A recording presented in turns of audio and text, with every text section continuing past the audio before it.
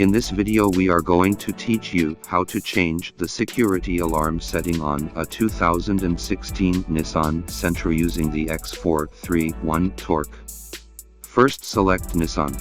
To confirm the software select OK. Select the vehicle with 16 pin.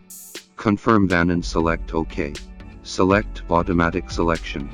Confirm vehicle and select OK. Select system selection. Select BCM. System info select OK. Select special function. Select security alarm set. System info select OK.